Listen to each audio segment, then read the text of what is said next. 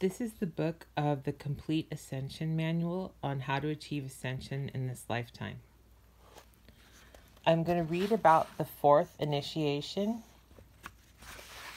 because it puts things, this book is written and puts things into perspective in a really good way. So the fourth initiation is referred to as the Renunciation and or initiation of Crucifixion. Now this is not how, this is in relation to how Jesus Christ was crucified on the cross, but this is what you do with your emotions instead of your physical body. So it puts it in a really nice way about it. It's not just like the physical, it's your emotions and your intellect and things that pertain to that. It has to do with freedom from all self-interest and the renouncing of the personal life in the interest of a larger whole. Even soul consciousness ceases to be of importance, and a more universal awareness, when closer to that of spirit, takes its place. So, like it said, it's self-interest and your personal life, not your physical. I always thought it was the physical body, like Jesus Christ got crucified on the cross. The life of the person taking the fourth initiation is usually one of great sacrifice and sometimes suffering. It is at this initiation that the causal body or soul body is burned up and the soul merges back into the monad. The monad is the I am presence of God. So we meld back in with God, and He's our guide. The soul, who has been the intermediary between the incarnated personality and the monad, is no longer needed. At the fourth initiation, the initiate is considered a master of wisdom and lord of compassion. The initiate is no longer a soul in prison. He has been lifted out of the three lower worlds. The initiate now works from above downward in service of the divine plan. That is the key. You're not working from your feet, you're not working from the bottom up. You're working from the top down. So the Antakarana or Rainbow Bridge has been successfully completed to the soul, the spiritual triad, and the monad. The three lower centers reach a point of utter purification with no energy of selfishness. So you're eliminating your selfishness and selfish desires. The initiate is guided by intuition, pure reason, and complete knowledge illumined by love. This is what you will get when you eliminate your selfishness. You have to go through a lot of pain and suffering to get it. But once you're there, there is no pain and suffering anymore. So it's all worth it. The fifth initiation usually follows closely upon the fourth initiation. The initiate has completely crucified his lower nature. All knowledge, science, wisdom, and experience gathered in all past lives are now in possession of the spiritual man or woman.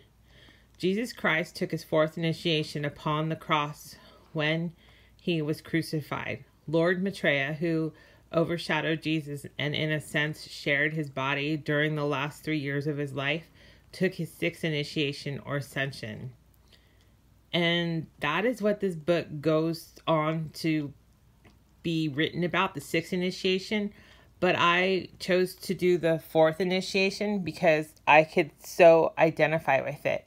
Now, once you're in the fourth initiation, you have become a Jesus or a Buddha.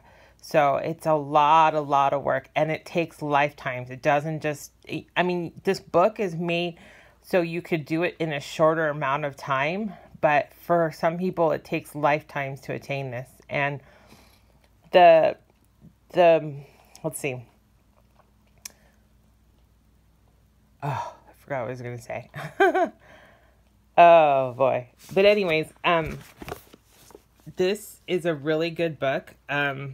I love the way it's written. I mean, there's so much new information in here, and that's why I like it. But I really identified with the fourth Ascension because it just touched upon my heart. And I have to read the rest of the book to about the sixth initiation, but so far they've had 1 through 5 initiations, and the fourth one just stood out to me. So that's what I'm striving to do.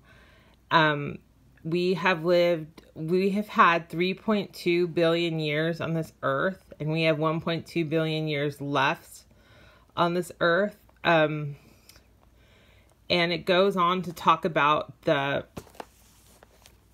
Bermuda Triangle.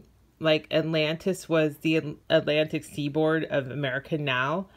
And so the men on Earth put a very bad, evil beam to the center of the Earth, and it caused Atlantis to become 3 islands, which was alluded to the story of the Noah's Ark and the flood. That's what happened there. And the Bermuda Triangle sank because as a part of that situation. And so whenever the sun shines on the Bermuda Triangle that sank and the moon catches it in alignment, anything in its vortex is annihilated. And Lemuria is an old continent. It was the continent of North and South America, and it had sank. And so it was from landmass transformation and climate change, and then it reemerged as today's North and South America. So those are just a few of the facts that I got from this book. And another important, interesting fact was that, you know how they say that humans evolved from monkeys? Well, it's not true. Humans were created separately as a separate being. So those are just some of the interesting facts that I've learned from this book, and I plan to do more in this book because it's written so well. Thanks for listening, and please subscribe and have a great day.